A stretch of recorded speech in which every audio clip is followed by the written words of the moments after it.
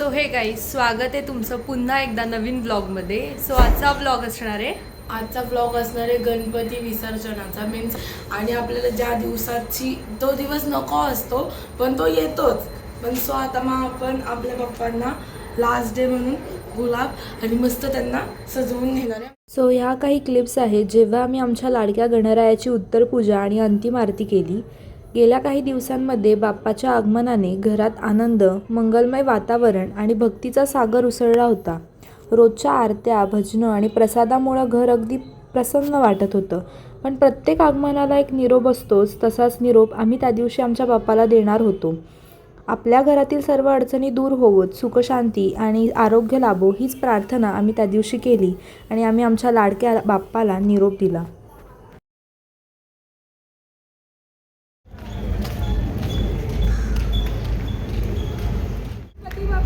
मोरया, मंगल मूर्ती मोरया, गणपती बाप्पा मोरया. मंगल मूर्ती. दरवर्षी आम्ही महानगरपालिकेने उपलब्ध करून दिलेल्या विसर्जन केंद्रामध्येच बाप्पाचं विसर्जन करतो. पूर्वी विसर्जनासाठी नद्यांचा वापर होत असे, पण त्याच्यामुळे प्रदूषण आणि पर्यावरणाला हानी पण पोचायची. म्हणूनच आम्ही या टाक्यांमध्ये गणपती बाप्पाचे विसर्जन करतो.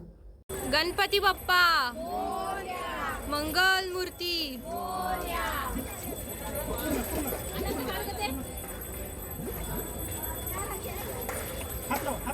पुढच्या वर्षी लवकर या.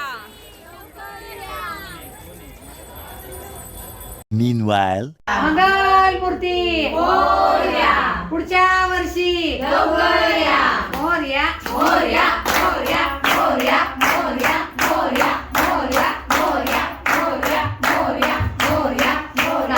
गणपती जाणार तर आता आपण बघूया आमच्या घरातल्यांची काय प्रतिक्रिया. आमचा गणपती जाणार, आम्हाला आनंद तर आहेच, पण त्यातून आम्हाला वाईटही वाटतं. खरंच आज गणपती जाणार म्हटल्यावर आमच्या डोळ्यात आनंद अश्रू येतं ते, पण ते आम्ही सुखाचे म्हणूनच समजतोय असं आमचं त्याच्यावर निवेदन आहे. 10 दिवस कसे गेले कळलंच नाही. गौऱ्या झाल्या, खूप सगळ्यांनी मिळून आनंदाने सगळे सण पार पाडले.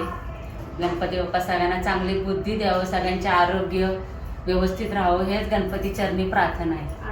गणपती बाप्पा मोरया पुढच्या वर्षी. त्यामुळे आम्ही सगळी फॅमिली 10 दिवस एकत्र येत होतो. 10 दिवस आम्ही दोन्ही वेळेला आरती करत होतो. त्या निमित्ताने आम्ही एकत्र येत होतो. प्रसाद वेगवेगळा हा प्रत्येक घरातली व्यक्ती आणत होते. अशा पद्धतीने आम्ही खूप एन्जॉय केला गणपतीच्या ह्यानी. सगळे एकत्र आलो. त्यानंतर गणपती चालले ह्याच्याबद्दल वाईट पण वाटतंय, पण ह्याचा आनंद आहे की ते त्यांच्या आई वडिलांकडे जाईल. असेच पुढच्या वर्षी हसत खेळत आमच्या घरी लवकर येईल. घरात आज गणपती बाप्पाचं विसर्जन आहे. आनंद चतुर्थीसाठी आज हा नैवेद्य केलेला आहे. त्यामध्ये आज गणपतीसाठी भोपळ घाऱ्या, पुरी, भजी, 5 शाखा भाज्या, पापड, खीर, कढी, वरण भात, कोशिंबीर, थापी वडी, मेथीची भाजी. गणपती बाप्पाला वरण भात, कोशिंबीर आणि खीरपुरीचा आज मान असतो. बाप्पा मोरया पुढच्या वर्षी लवकर या. a few moments later. आमच्या घरचा गणपती विसर्जन करून झालेला आहे आणि आता आम्ही रडलो.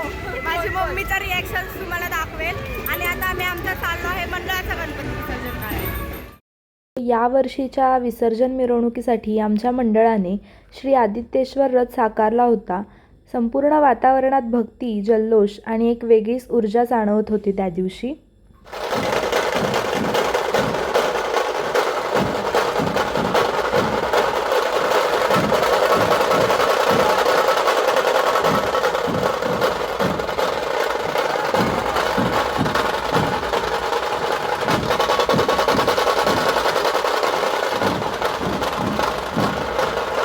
विसर्जन मिरवणुकीतील एक प्रमुख आकर्षण ठरलं ते म्हणजे गर्जना पथकाचं वादन.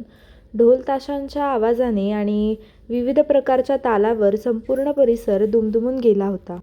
ढोल पथकाच्या गजरात वातावरण अगदी मंगलमय झालं होतं. त्या दमदार तालावर सर्व महिलांनी फेर धरून नृत्य केलं आणि मनसोक्त आनंद लुटला.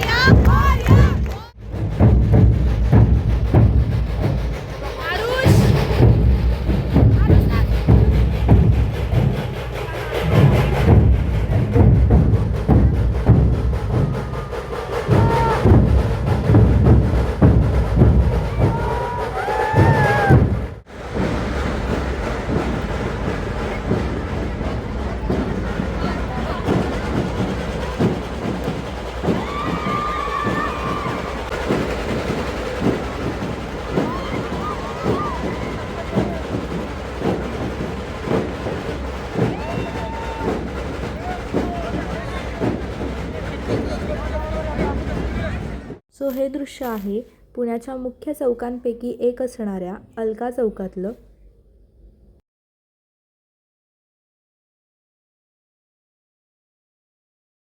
सो गाईज आता आमच्या मंडळाची मिरवणूक झालेली आहे. आम्ही खूप नाचलोय आणि आता आम्ही आणि आता आरती होणार आणि आमचा गणपती विसर्जन होणार.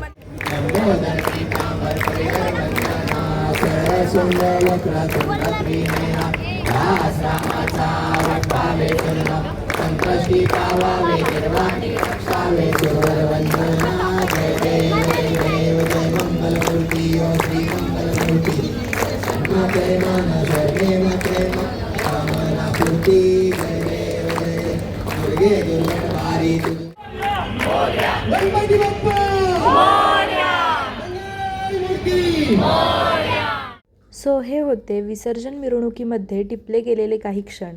गणरायाच्या आगमनाने आपल्या जीवनात जेवढा आनंद आणि मंगलमय वातावरण निर्माण झालं होतं तितकंच दुःख हे बाप्पाला निरोप देताना झालं. आपण बाप्पाला निरोप देतोय खरं, पण त्यांची आठवण, त्यांचा आशीर्वाद आणि भक्ती आपल्या हृदयात कायम राहणार आहे.